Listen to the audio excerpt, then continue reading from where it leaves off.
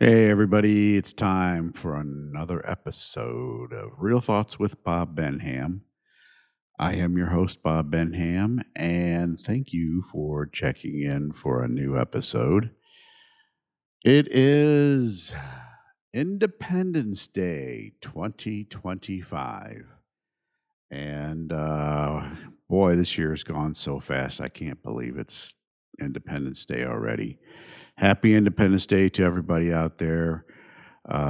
We have a lot to celebrate for this year's Independence Day. One, we have a president that loves the United States of America, and he is doing everything to save this nation and this constitutional republic. Um, that he's doing everything possible to make sure that we survive another 250 years as a nation. You can't ask for anything more than that. Uh, Unbelievable what he's doing. He's a true leader, and we need a true leader in the White House. Uh, that's all you can say. That's all you can say. We haven't had a true leader in many, many years. Barack Obama was just uh, a puppet. Joe Biden definitely was a puppet. I mean, he had no clue what he was doing from day to day. Um, and the proof is in the pudding. Every day, something else comes out about what he was not doing with, he was using the auto pen. He was doing just clueless about everything. His wife, Jill, was handling stuff. The staff was handling everything. And we know that Barack Obama had an office two blocks away from the White House. Why would he have an office 2 blocks away from the White House, other than that he was running a puppet government, a shadow government, away from uh, the White House and doing it from there? Unreal. I mean, unreal that this was going on and they got away with it. It should have never happened. Should have never happened. I am flabbergasted. I am angry. I am upset. I am totally. I just can't say how this should have just never happened. It should have never happened. Um, but that's in the past. We need to move forward. We have to learn from our mistakes, and we need to get down to the bottom of what happened, how it happened, and to not let it happen again. Plain as and simple as that. Uh, Unfortunately, politics are going to come into it, and they're going to obstruct the Democrats, obviously, and I should say Democrats, socialists, communists are going to obstruct every bit of this because they don't want it getting out there what they did. They just don't. They don't want it getting out there.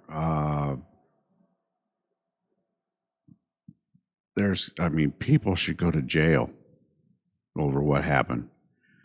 They need to go to jail over what happened. That's just that's just a given. Um, Whether or not they will, I would put 99.9% no. That's just how our system works. Uh, Whenever you hear them call for congressional investigation or whatever, nothing ever comes of it. Absolutely nothing. It's a dog and pony show. That's all it is.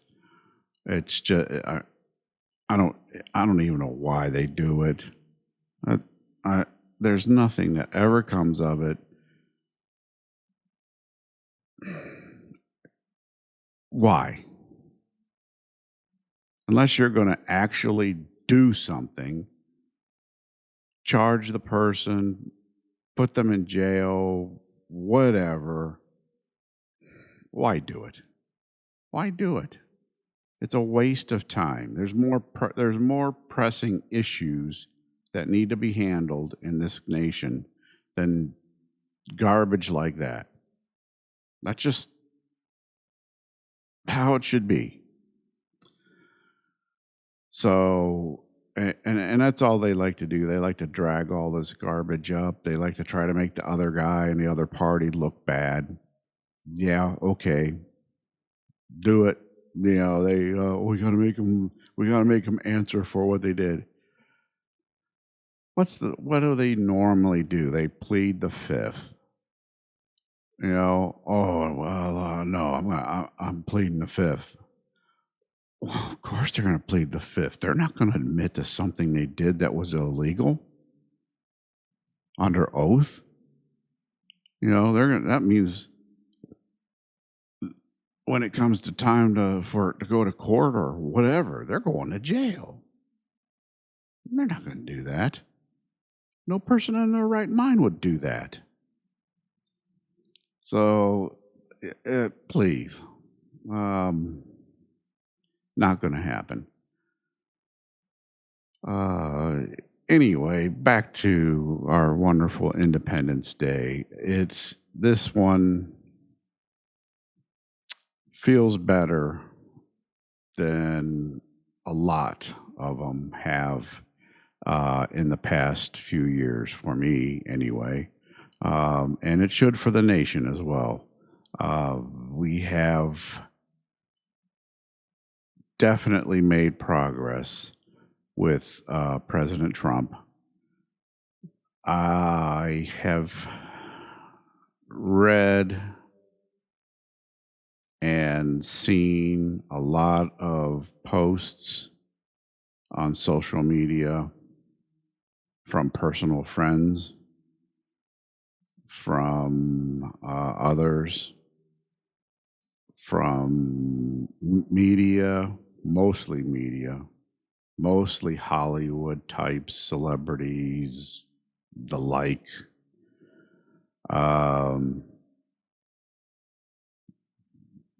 These people, like I have said here lately, they are mentally ill. There's just no other way to put it. I have not seen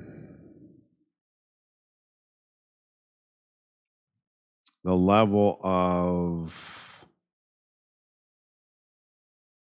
lack of reasonableness, lack of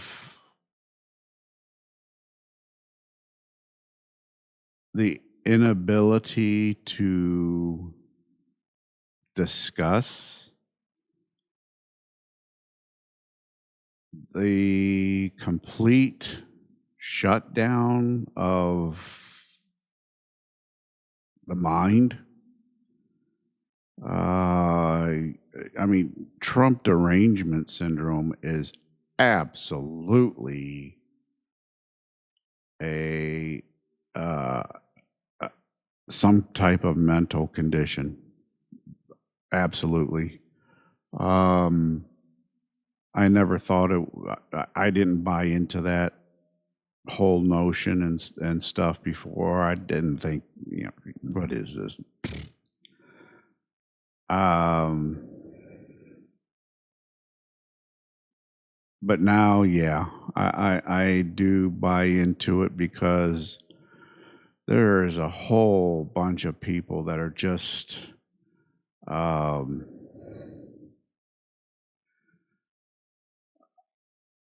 just lost their minds. I mean, to talk about to try to approach anything financial. I mean, there's a lot about this one big beautiful bill that they talked about for the last how many months now. Um, Personally, I didn't agree with any of it. Um, I shouldn't say I didn't agree with any of it. There's a lot of provisions in there that I do agree with. It is just that I don't like when they put all these provisions into one big bill to be signed into law. It's my belief, and it's just something that makes more sense to me that if you're going to make a law and you're going to pass a law, you do every law as a separate bill. So if you're going to pass a law saying, um, for instance, uh, oh, I'm drawing a blank right now, that, oh, trying to remember something from the big, beautiful bill. Um, why does my mind is just,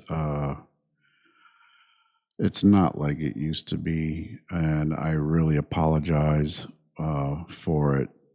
Um, it is something that is a medical issue with me, um, and it's been diagnosed, and I really do apologize.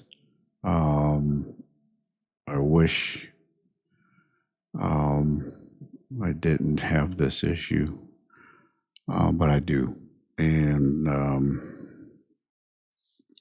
it is hard to deal with. um, let me think. Let me think. Let me think. Um,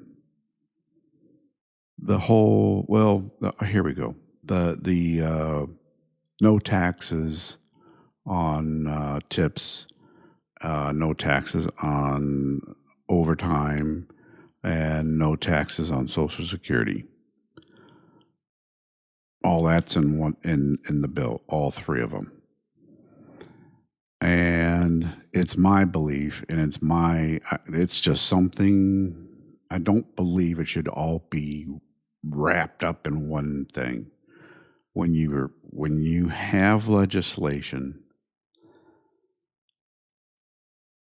it is much easier to make it all just one bill at a time, because it's much easier to that when you present it to Congress, to the House of Representatives, and then goes to the Senate.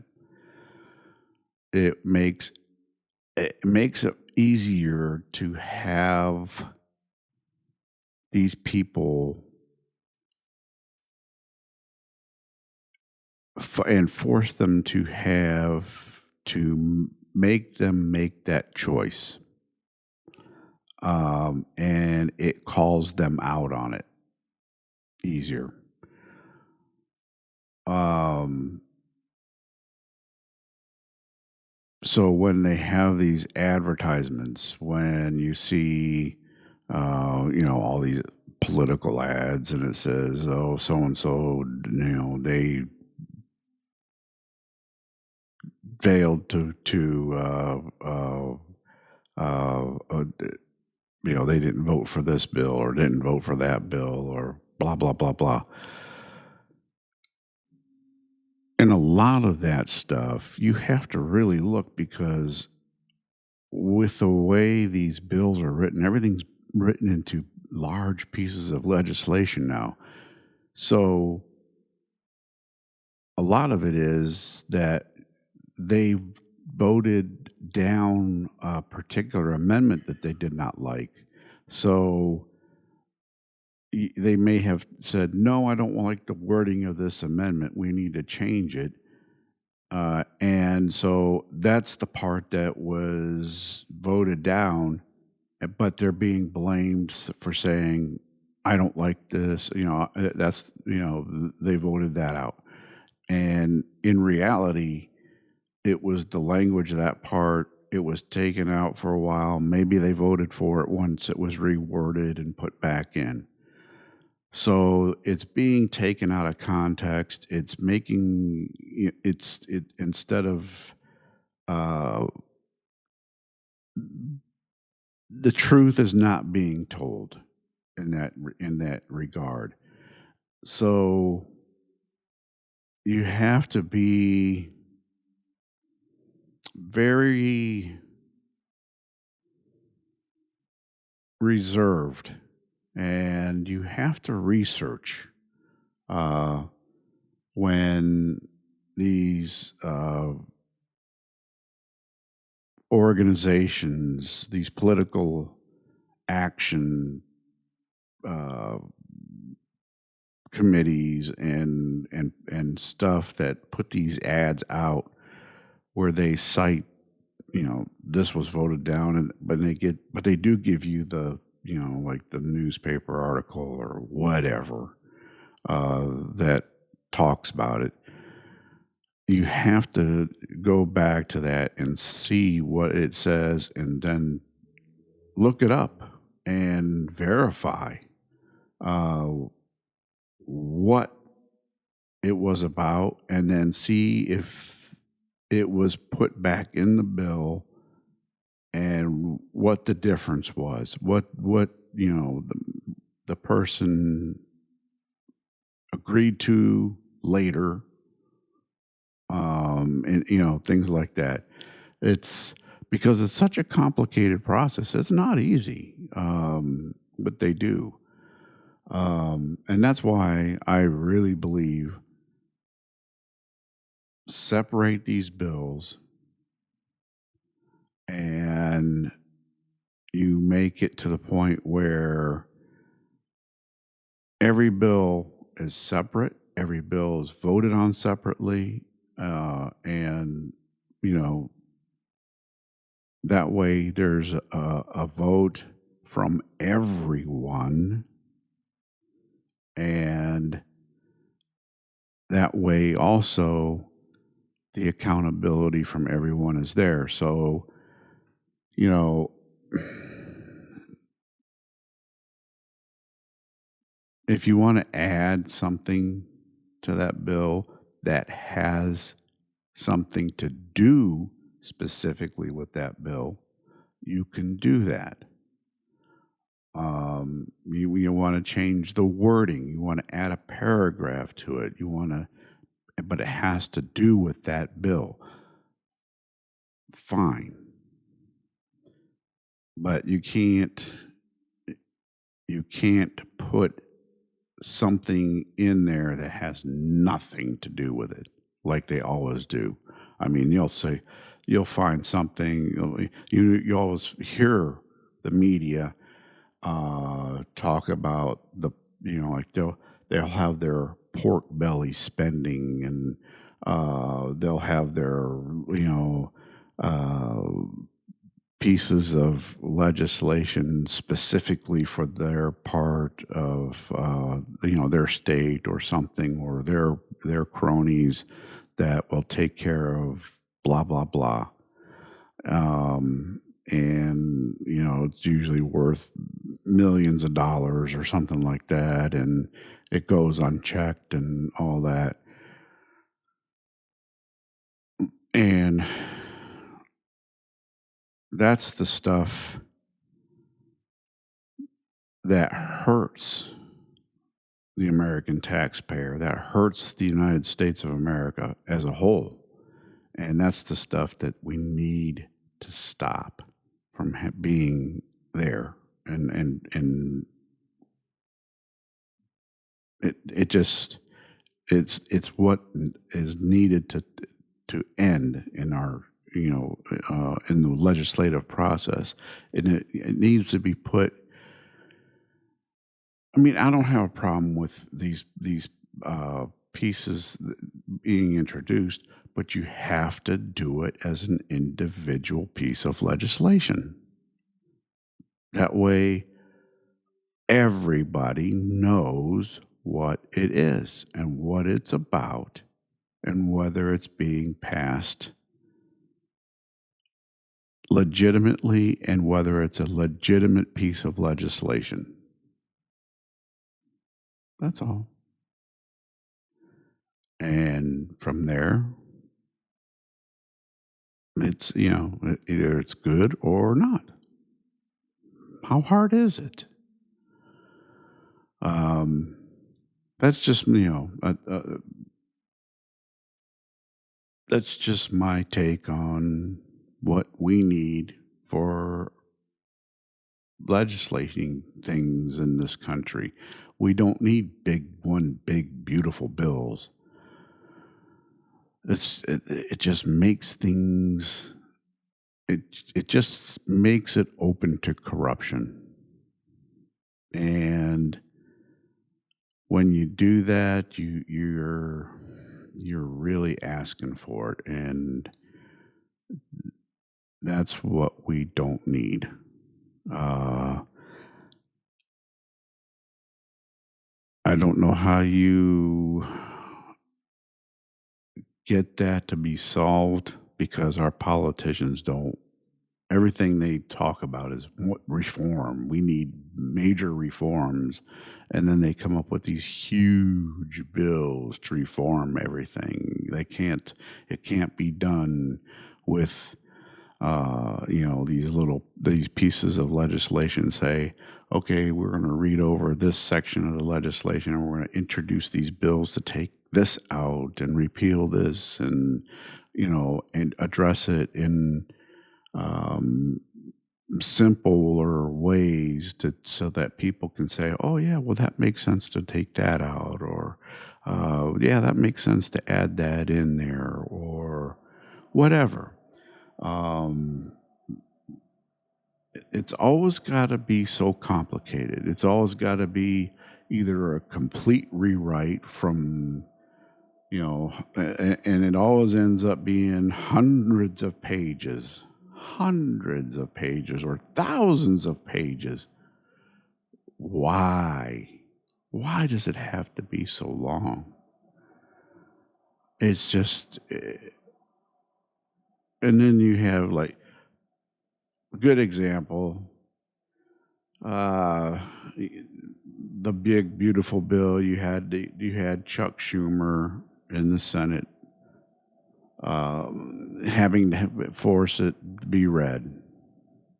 The bill read from page 1 to the end. There's nobody listening to it. Nobody. Was there anybody in the Senate chamber actually listening? No. Was there anybody in the United States that sat there for however many hours it took to read all 900 plus pages? No. You're not going to sit there and listen to that boring crap, that legalese that they've got. I mean,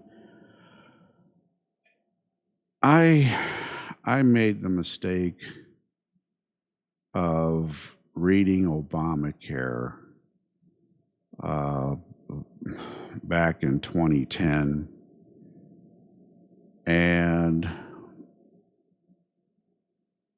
that was a nightmare. It was a nightmare. I had more stuff open on my computer than I can count because of all the different referencing it did to other law and other things, rules, regulations. Um, it was, and then those rules and regulations referred to other rules and regulations and law, and it was, oh my, it was a nightmare. It was an absolute nightmare. And I sat there and said, there is absolutely not one person on this earth that can tell you what any of this means. There's no one. And the things that I read in there, the things that even to this day, right now, that this government can do to you, that you have zero recourse on, is astonishing.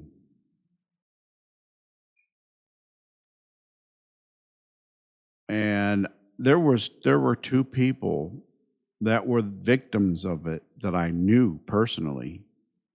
And to this day that I know of, they've never been able to recover. It is devastating and sad what happened to them. They lost everything,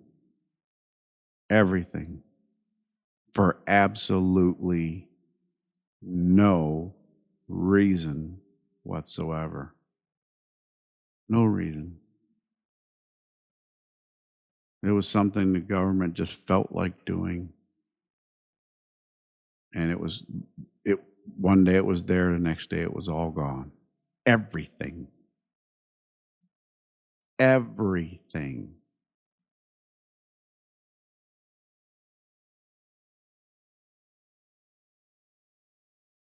And I sat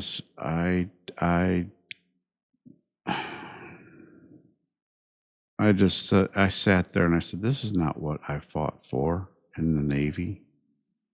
This is not the government. This is not the nation I fought for. This is a treasonous government to do this kind of thing to our citizens. This is not, I mean, it's horrendous. How do you do that to somebody that does nothing wrong? Is just a regular taxpayer and just loses everything just because they can get away with it. Just because the Democrats, because not a single Republican, not one voted for Obamacare. Just because the Democrats wanted the power to be able to do whatever they wanted to you.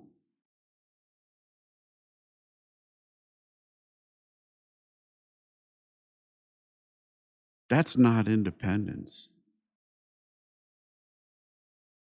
They're taking away your freedoms.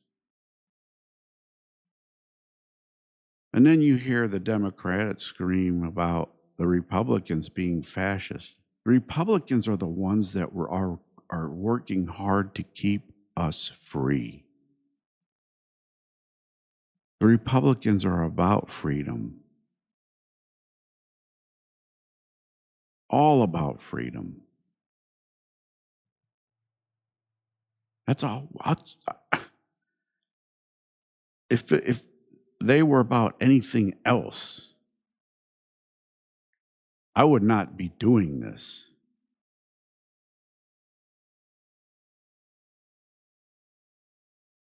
I would not be sitting here looking you in the face and saying, I'm about freedom.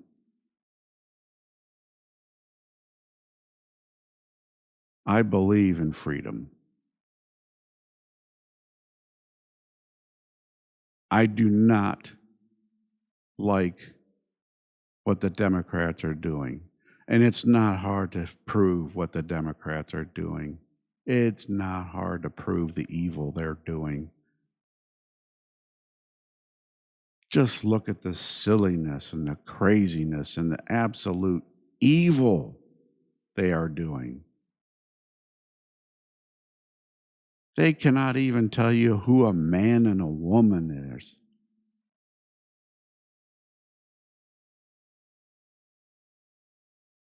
Something as simple as that.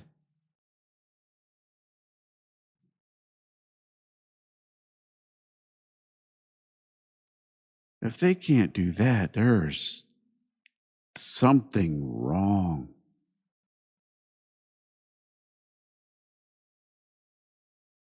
They want to kill an unborn baby all the way up to the point of birth.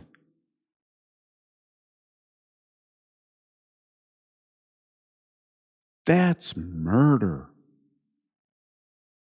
Any way you slice it, that's murder.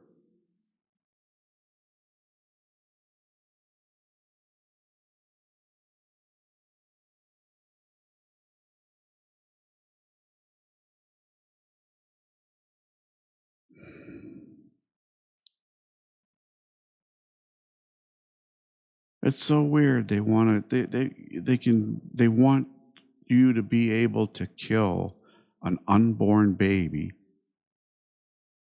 They want you to be able to kill an unborn baby, but God forbid some asshole murder somebody, and they get given the death penalty. No, we can't kill him or her.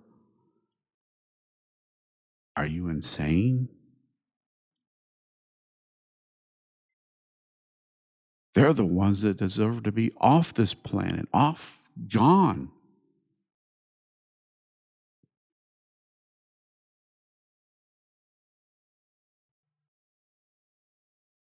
They deserve to be treated humanely. They deserve to be put in prison and be able to live out the rest of their life when they took a life and did horrific things to the person that they took the life of. They should have to be able. They should be. They should be forced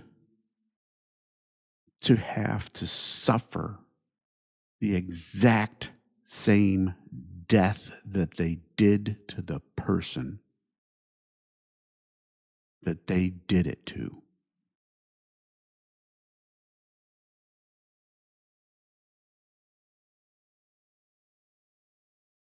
That should be their punishment for their crime.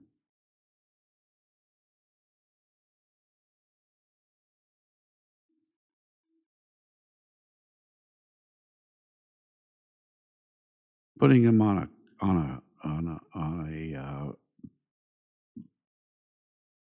table and strapping them down and giving them an injection is too easy.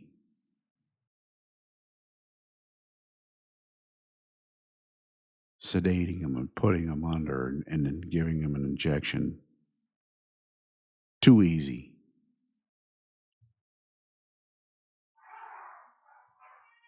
Strapping them in a chair put a blindfold on them, having a firing squad shoot at their heart. Too easy.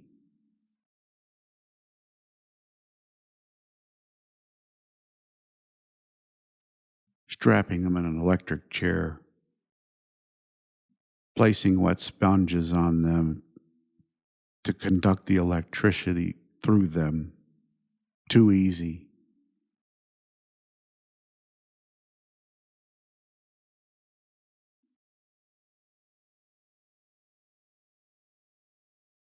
Oh, but we can't have cruel and unusual punishment. Yeah, unfortunately, that's guaranteed in the Constitution. And we have to follow the Constitution. And I stand up for that. But it's too easy.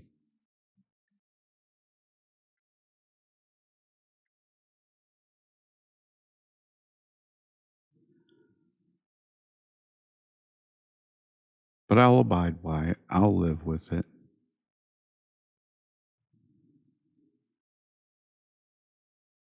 But these people do need to be put to death if they put somebody else to death and they take their life.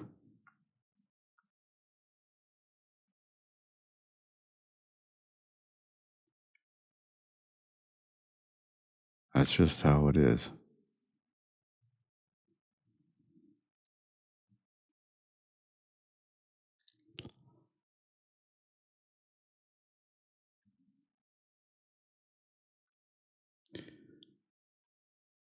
This nation was founded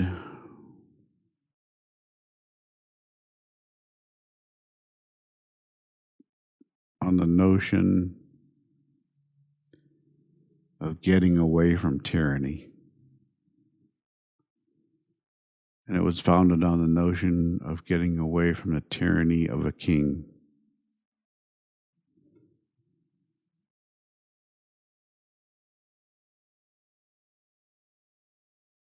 And that was from basically the tyranny of English rule. Now, there were others here from other nations that had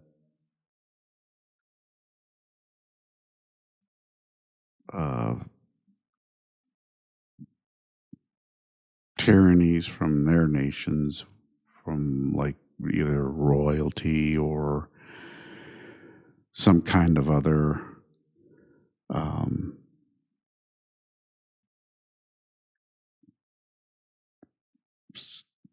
some other kind of dictatorship or some type of tyrannical rule. And they wanted to escape here, hoping for a way from that kind of that kind of government and stuff. And our forefathers were absolutely genius in how they sat down and came up with our Constitution. First, they were absolutely genius in how they came up with the Declaration of Independence. Oh my goodness. The way that was written,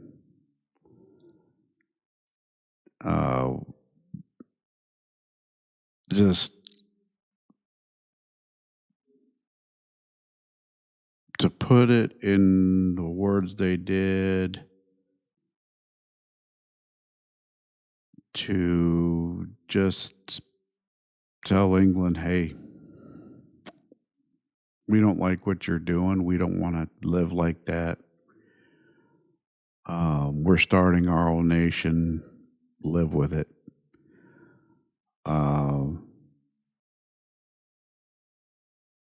That took a lot of guts, and there were a lot of people that put their lives on the line by signing that. And unfortunately, a lot of them lost their lives by signing that. Um, it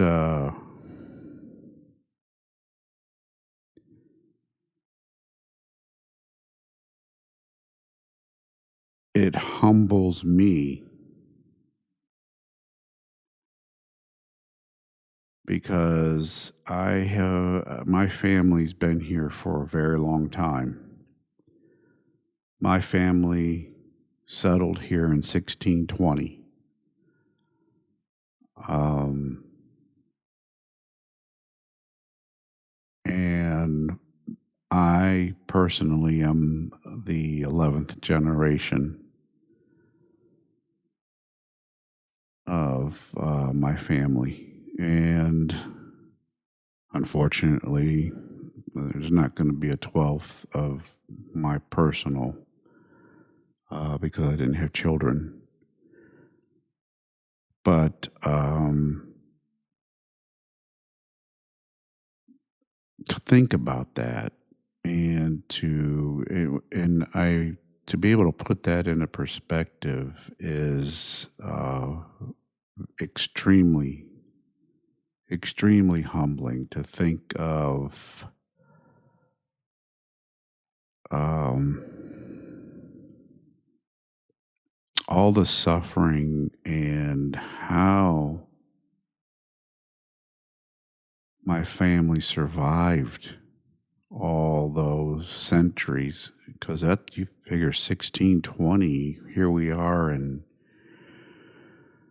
2025. That's 405 years. My family's been here, and they they migrated from New England uh, down south and through the Appalachian Mountains into Tennessee, Kentucky, and Missouri. And that's where they pretty much settled. And a lot of that was due to the um, Salem witch trials and all that kind of stuff that was going on. It forced them to flee those and to get basically to get away from that and uh, they headed south and headed west from that. Um,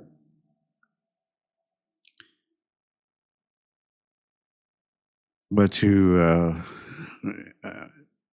to think about how long my family was here prior to the United States being founded is just that number of years is astonishing. You're talking 100 and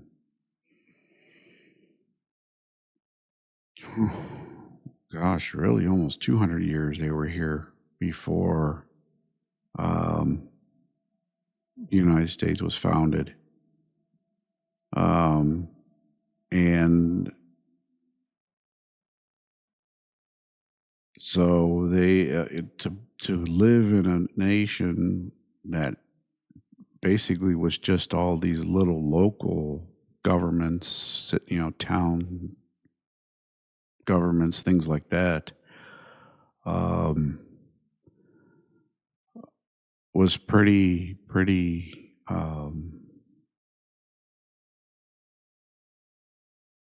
oh, pretty wild, I guess, to think about, really. And think that they made it all those years prior to the nation being founded and becoming nationalized. But our forefathers were absolutely brilliant in how they brought everyone together to make and form the United States of America. Um, it makes me just so proud to be a part of this nation. It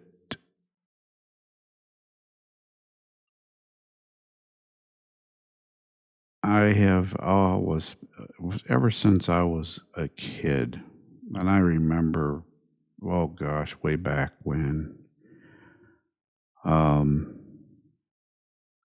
when I was very, very young, uh, getting very excited about Independence Day. And it wasn't because of the fireworks and any of that stuff. It truly was because of the history. Um, my mom was very good about telling us about the history behind Independence Day, and made sure we understood the reason why we were celebrating it. And so when it every year when it came around, the first thing I would ask for in the morning was, "Can I put the flag out?" And mom would be like, "Yeah, go ahead." And I would grab the flag and put it up on the front of the house.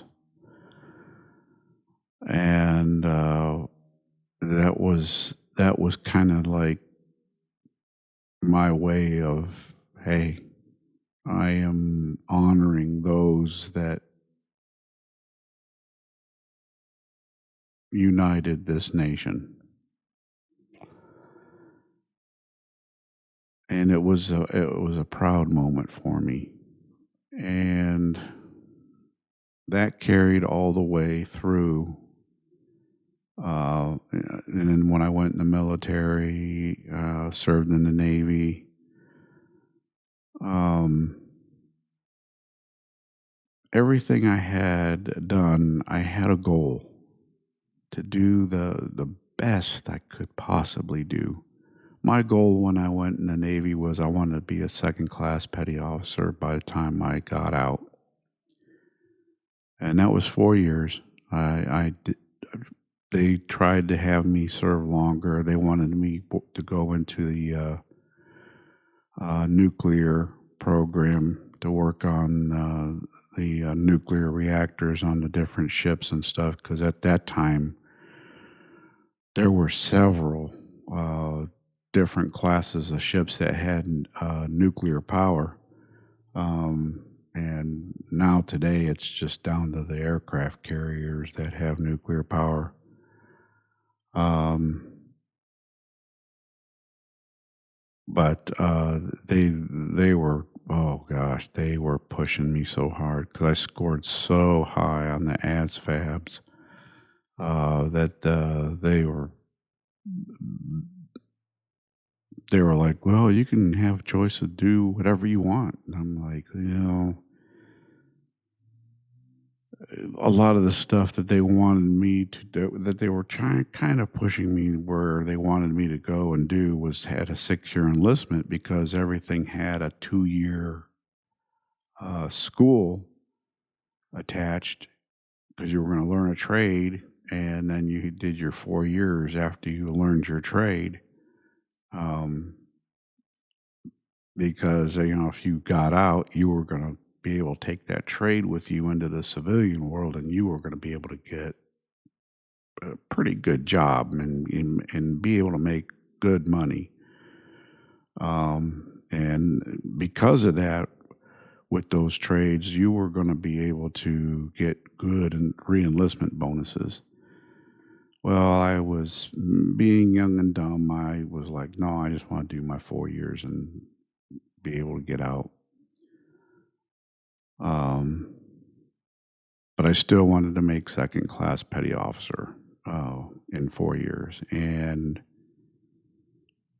at that time, it took an average of 9 years to make second class petty officer. So to make it in 4 was going to be a challenge. And I was a yeoman, which you worked in administration, and so I did my A school after boot camp, and I scored at the top of my class in A school, and I ended up working on a vice admiral's staff, which vice admiral is a 3-star. And I worked for 3 different vice admirals, and the second one that I worked for, um, he was extremely pro enlisted. Um, he was a submariner. He was also service qualified and a pilot. You never knew which pins he was going to wear the day he came in. Wonderful man. And I ended up getting nominated for duty at the White House. And I was a 3rd class petty officer at the time. And I had just taken the test for 2nd class. And it was my second attempt at 2nd class when I took the test. And anyway, I had gone through all the clearances. I accepted the nomination and stuff, and gone through all the clearances, made it through all that stuff. And was going to go ahead and take the job, and I made 2nd class, and made it on. They have different increments. I made it on the first increment, which meant as soon as I was able to wear it on my sleeve, I was being paid for it. So I was so happy about that. It was the proudest day of my life at that point. Was the fact that I had made 2nd class petty officer in less than 4 years.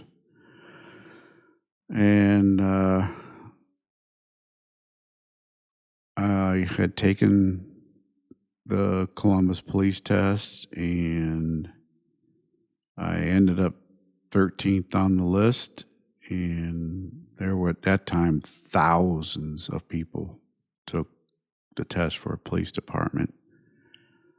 Now you can't even get 15 to take it at any time, thanks to the Democrats and their war on the police. But I had scored 13th, and I ended up getting out and taking the job with the police department. Because it was more money, more freedom, and the challenge of that was more appealing. So that's what I did, and I've never looked back. I honestly feel good about what I did, and there's times that I think about, the there's times I have the would've, could'ves of the, uh, what would have happened if I had stayed with, especially after doing White House duty. Um, what would have come of my Navy career? But at the same time, I know that um, I made the right choice for what I needed, and I don't regret it. I I'm happy and satisfied with where I ended up in life, even though my police career was cut short due to injury and the stroke. So life happens, and it happens when it happens. A lot of times, um, there are a lot of surprises. There are a lot of things that happen that you're just not going to know, and you can't expect, and you can't predict. And with my life, it's been like that. Most of my life's been like that. I've had so many things go on that I just had to sit back and go, okay, it's happened. Now, what do I do? And I've had to just kind of slow things down, process it, and um, really think it through before moving on to the next step. And it's tough. It really is tough when you have to do that. But that's part, and it's fortunately this goes to back to Independence Day.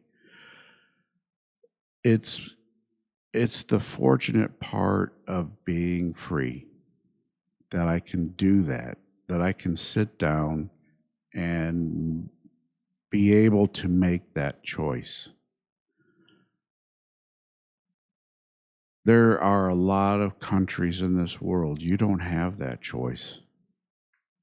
They tell you what you're going to do.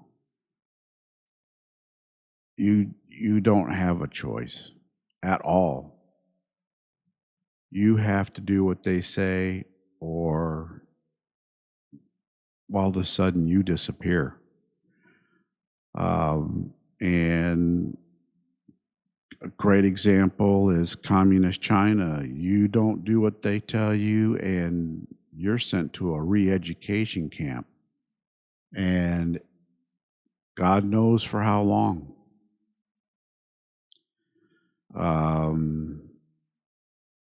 There's so many places like that. It's sad.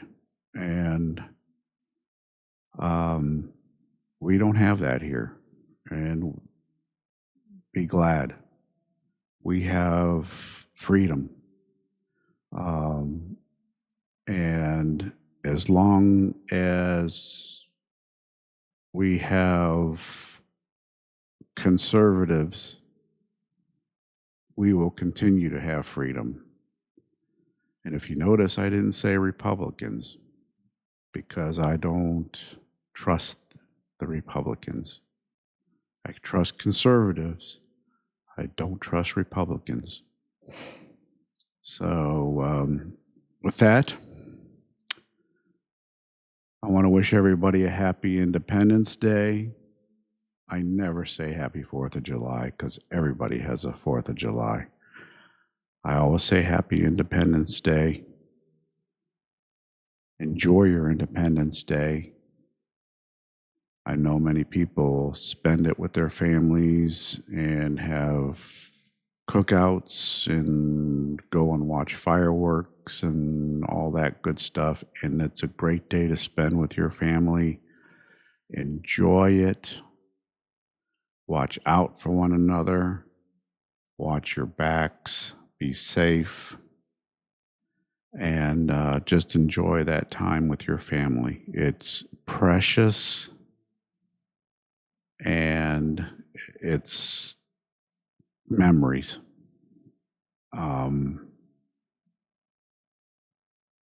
It's something that to hold dear. So, with that, again, happy Independence Day. Thanks for tuning in. Thanks for listening. Thanks for watching. This is Real Thoughts with Bob Benham. I am Bob Benham. Until next time, God bless you. God bless the United States of America. And we'll talk again soon. Take care of yourselves. Bye-bye.